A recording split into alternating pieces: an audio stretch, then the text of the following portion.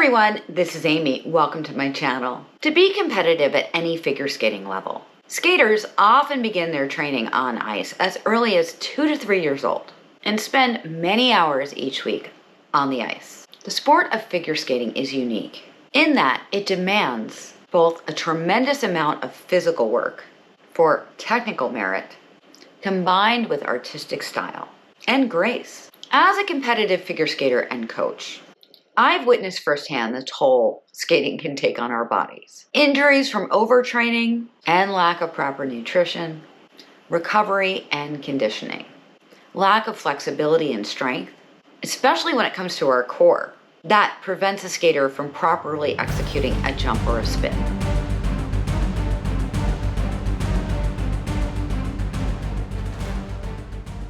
For example, breaking at the waist, or inability to rotate their torso.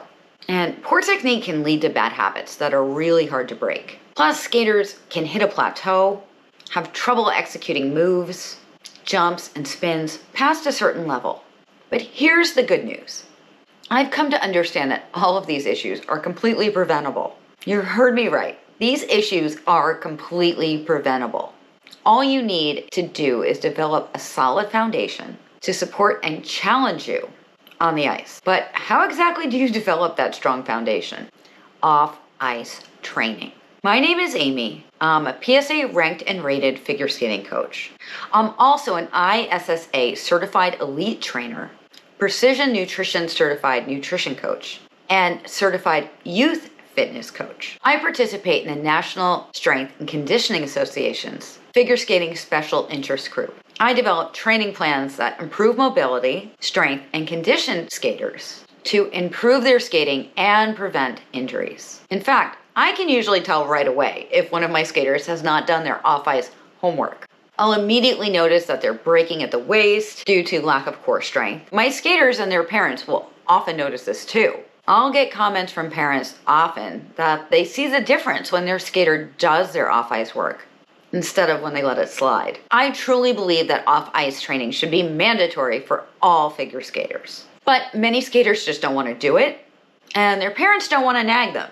And I'm not blaming the parents here, because parents have enough to deal with.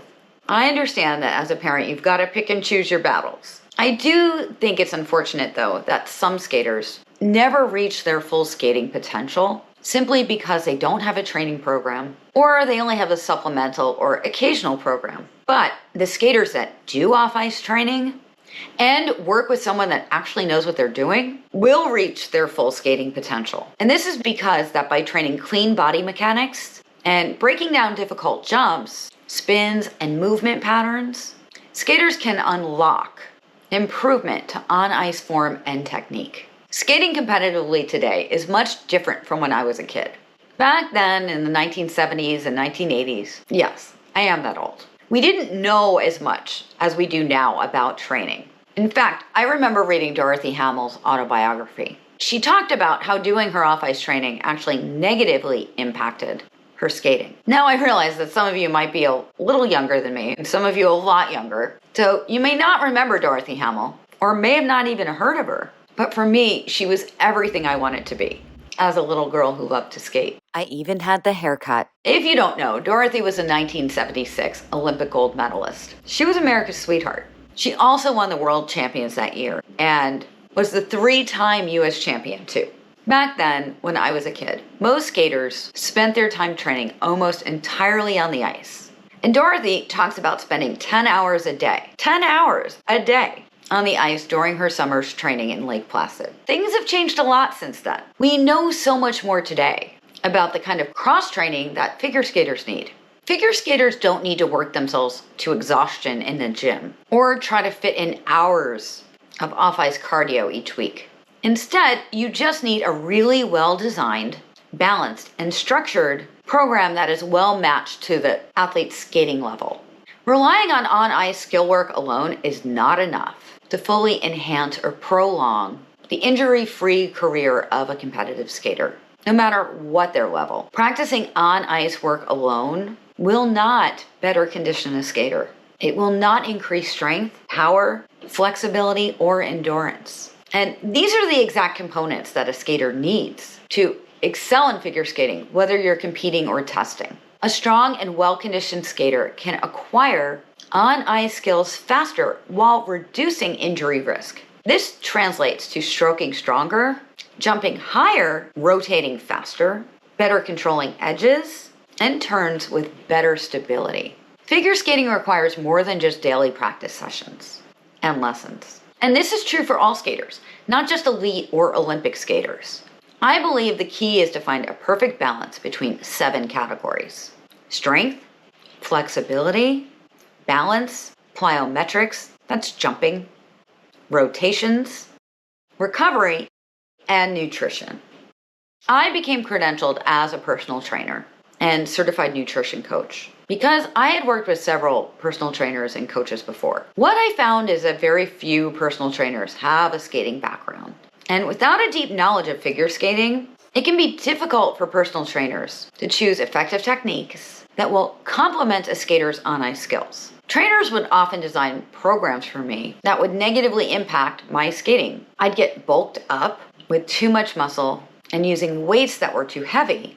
Often I'd get pain the next day when I tried to skate. I actually remember not being able to lift my arms one morning, and I had worked with the trainer 24 hours before. But she obviously didn't understand how to condition a figure skater properly because we need to lift our arms up when we're skating. Rather than adding incremental load, considering my ice schedule, this trainer increased my load too quickly without allowing for proper recovery. Figure skating presents really unique demands on your body. So any trainer that you decide to work with needs to know precisely how to apply techniques that will translate into better on-ice movement and improve strength and injury resistance without sacrificing flexibility and on-ice execution. Of course, a similar issue sometimes crops up when figure skating coaches try to get into off-ice training.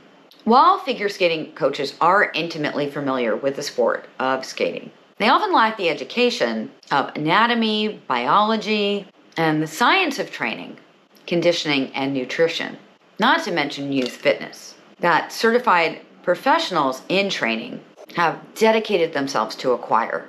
For this reason, it's best to work with someone like me that specializes in off-ice training and nutrition and is certified in those areas.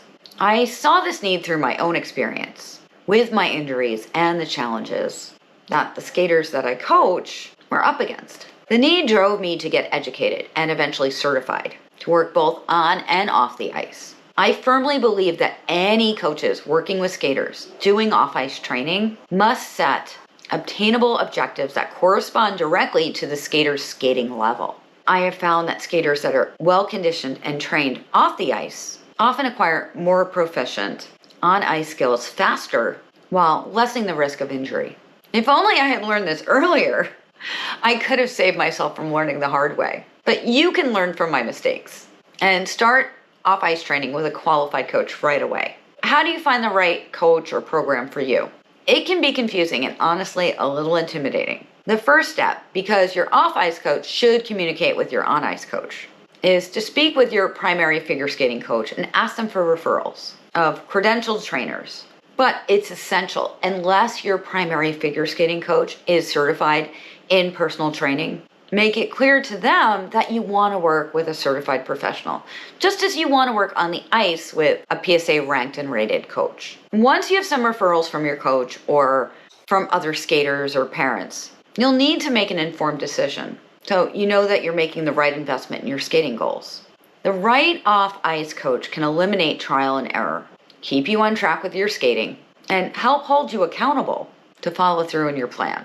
Plus, they can help address all the other factors affecting your skating, from workouts and nutrition to stress, sleep, and more. Their job is to become an expert in you, where you are now, your goals, and what motivates you. Then they'll help you develop a plan to get there in a way that makes sense for your life, providing you with support every step of the way. Your coach is your teacher and your tour guide.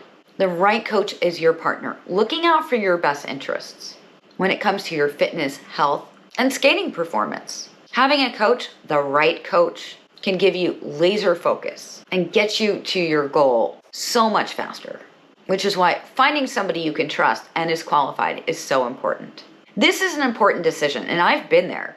I know how difficult it can be to find the right person. So I have a free guide for you that includes everything you need to find the right coach for you and your goals. This guide is going to arm you with the right questions to ask so you can feel confident about hiring a coach or choosing a program. You'll know exactly what info you'll need so that you can get the most value from your time and your money and effort. Just go to skatewithamie.com and you can get your copy right there. It's right at the top of the page. So let me know, do you have an off-ice training program?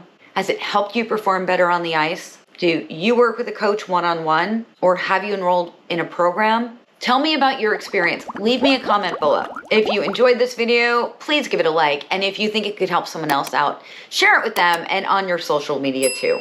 And remember, I post at least 3 videos a week, so be sure to subscribe and tap that bell so you never miss a video. This is Aimée. Happy skating. I will see you real soon. Bye.